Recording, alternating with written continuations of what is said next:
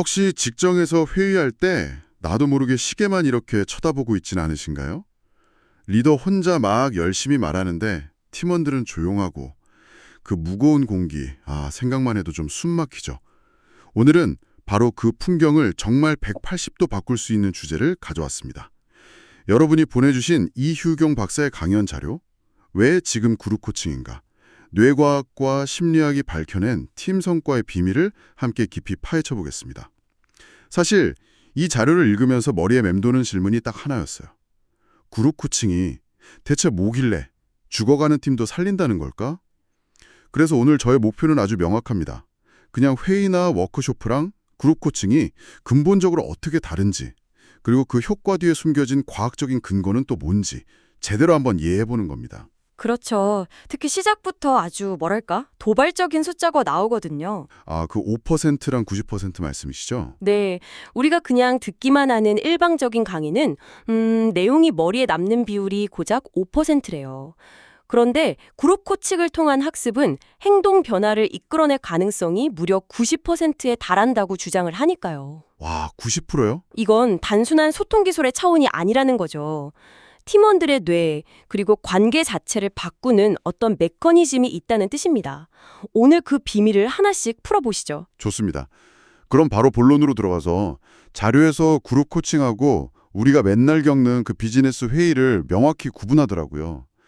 회의의 한계점으로 파킨슨 법칙을 언급하는데 이거 혹시 그 일은 마감 기한에 맞춰서 늘어진다는 그 유명한 법칙 맞나요?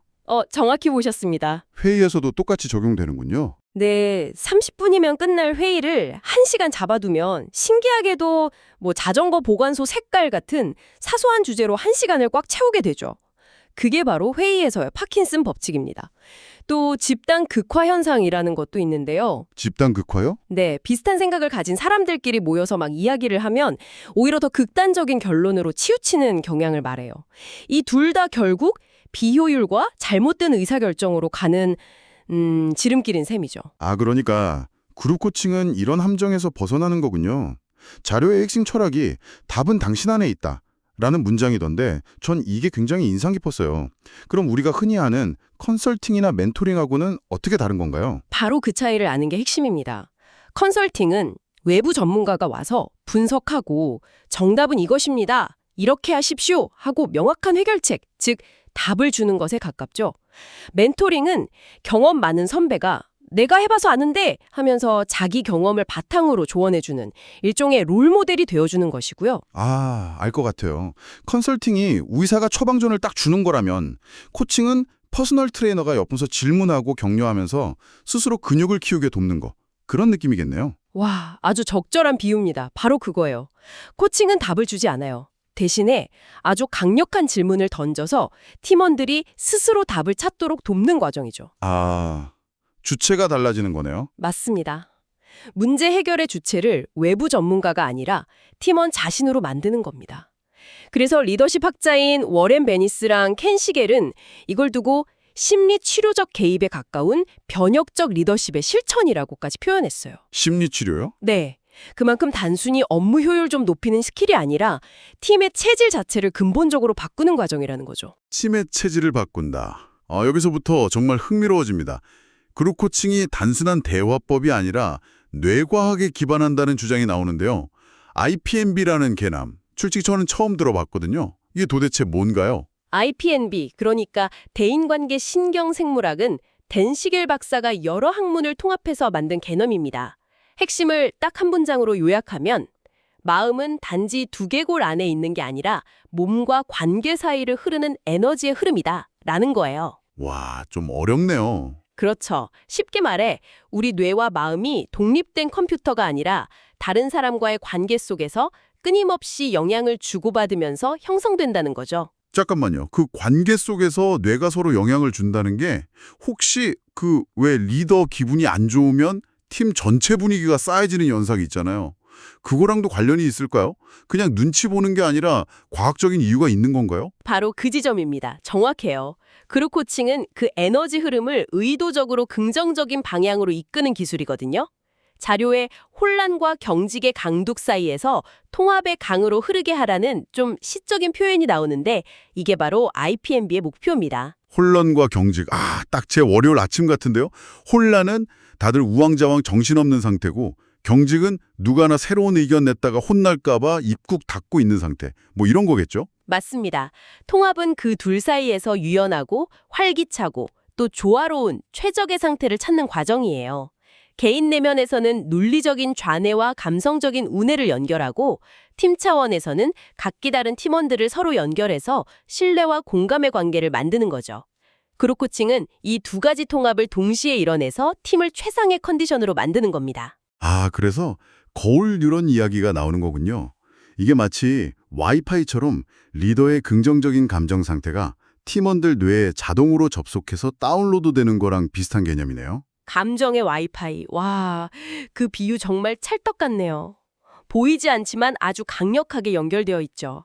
거울 뉴런이라는 게 다른 사람의 행동이나 감정을 보기만 해도 마치 내가 직접 겪는 것처럼 뇌의 같은 부분이 활성화되는 현상입니다. 네네.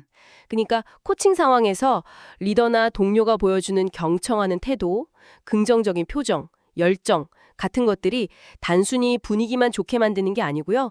신경학적 수준에서 다른 팀원들에게 그대로 복세, 즉 공명이 일어나는 거예요. 와, 단순한 공감이 아니라 뇌 차원에서 복사가 일어난다니 정말 신기한데요. 이게 중요한 이유가 있습니다.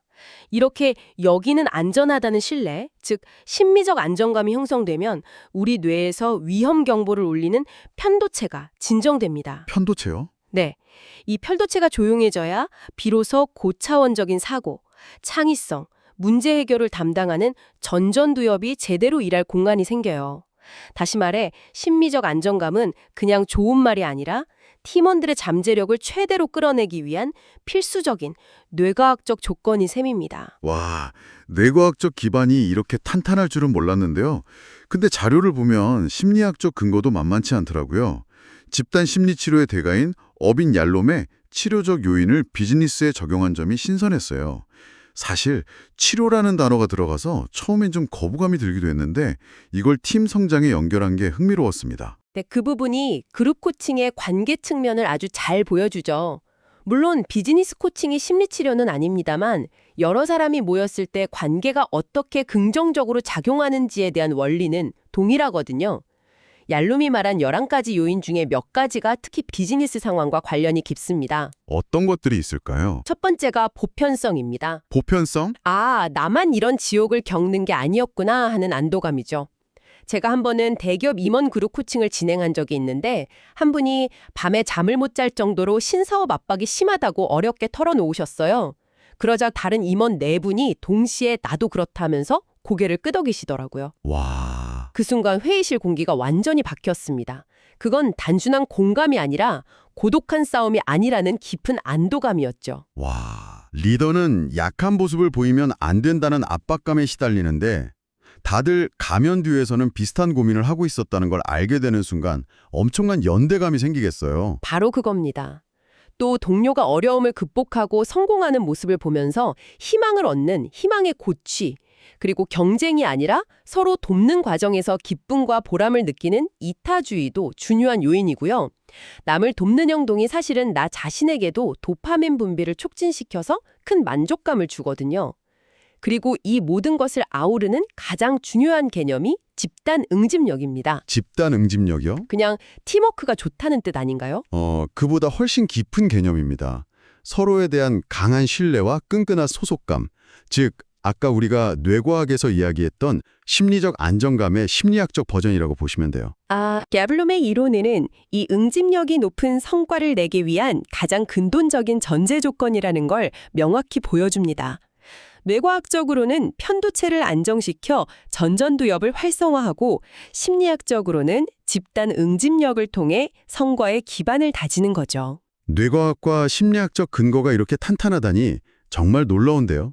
하지만 제가 만약 C레벨 임원이라면 당장 이렇게 물어볼 것 같아요. 그래서 이 좋은 이야기가 우리 회사 재무제표에 어떻게 기여하는데? 결국 ROI, 투자 대비 효과가 증명되어야 움직일 테니까요. 아주 현실적이고 중요한 질문이죠. 이론이 아무리 좋아도 비즈니스는 숫자로 말해야 하니까요. 놀랍게도 그룹 코칭은 이제 하나의 거대한 산업이 되고 있습니다. 자료에 따르면 2025년에는 글로벌 코칭 시장 규모가 73억 달러, 우리 돈으로 약 10조 원에 이를 것으로 예측돼요. 10조 원이요? 네, 전 세계 코치 수도 12만 명에 달할 거고요. 더 이상 일부 혁신 기업의 전유물이 아니라는 뜻입니다. 규모가 상상 이상이네요. 특히 자료에서 AI와 하이브리드 코칭이라는 트렌드를 언급한 게 눈에 띄었어요. 코칭은 사람의 감성을 다루는 영역이라 생각했는데 여기에 AI가 등장한다니 좀 의외였거든요. 그게 바로 미래 코칭의 핵심, 하이텍 앤 하이터치 전략입니다. 예를 들어 팀원들의 업무 데이터나 소통 패턴 같은 객관적인 분석은 AI가 인간보다 훨씬 잘하죠. AI가 최근 A팀과 B팀 간의 온라인 소통 빈도가 30% 감소했습니다 같은 인사이트를 주면 인간 코치는 그걸 바탕으로 두 팀을 만나서 관계의 질적인 부분, 즉 감성적인 측면을 더 깊이 있게 다루는 겁니다. 아, 기술이 인간을 대체하는 게 아니라 오히려 더 돕는 거군요. 그렇죠. 더 인간적인 부분에 집중할 수 있도록 돕는 거죠. 기술의 발전이 오히려 인간성을 강화하는 방향으로 쓰인다니 흥미롭네요. 또 번아웃 시대라는 점도 코칭 수요를 늘리는 요인이 되겠어요. 맞습니다. 과거 조직의 관심사가 직원의 생존, 그러니까 퇴사하지 않고 일하게 하는 것이었다면 이제는 훌륭한 인재를 유치하고 유지하기 위해 직원의 웰빙까지 챙겨야 하는 시대가 됐죠. 그룹 코칭이 효과적인 멘탈 케어 수단으로 주목받는 이유입니다. 자, 그럼 가장 중요한 질문으로 돌아와서 그래서 돈이 되느냐? ROI 데이터는 어떻습니까?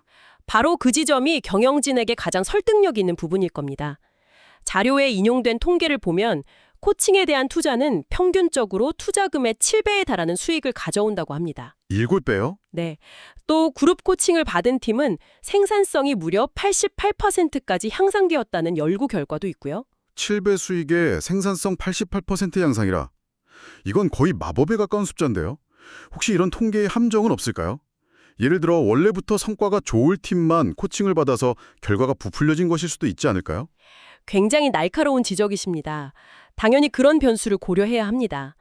모든 회사에서 저런 숫자가 나온다고 보장할 순 없겠죠. 하지만 중요한 것은 추세입니다.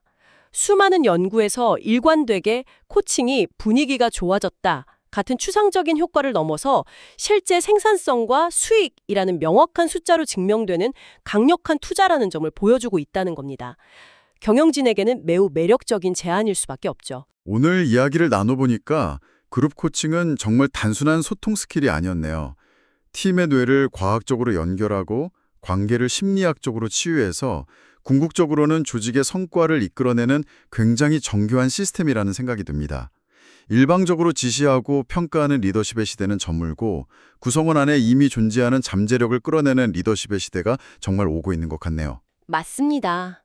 오늘 나눈 이야기의 핵심 키워드는 변화라고 생각해요.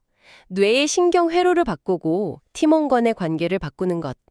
이것이 결국 조직 전체의 문화와 운명을 바꾸는 시작점이 될 수 있습니다.